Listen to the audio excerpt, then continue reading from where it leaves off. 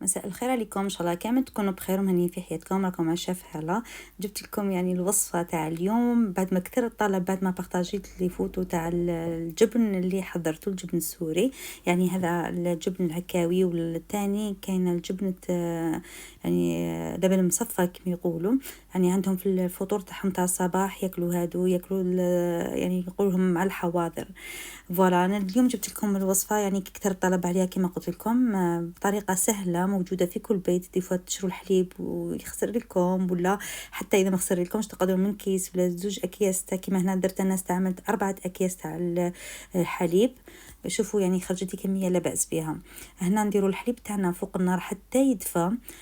كي يولي قريب يسخن، يعني ماشي حتى يغلي، كي يبدا حي يسخن نبدا نزيد له كل كيس تاع حليب، ندير له تقريبا 2 مغارف تاع خل، ولا ونعاون روحي بالقارص. يعني القارص ثاني مليح باش يتقطع كيما نقولوا يتقطع الحليب هذاك.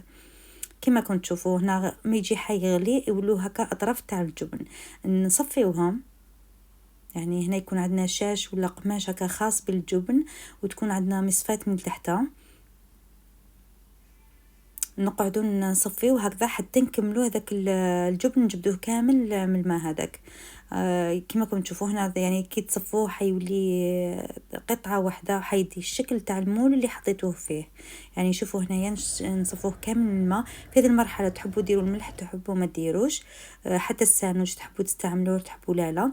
هنا عطيت له الشكل هذا يعني تاع المصفات اللي عندي، وخليته ضغطت عليه مليح حتى تقطر كامل من الماء. يعني شوفوا النتيجة كيفاش تقسموهم دي مورسو.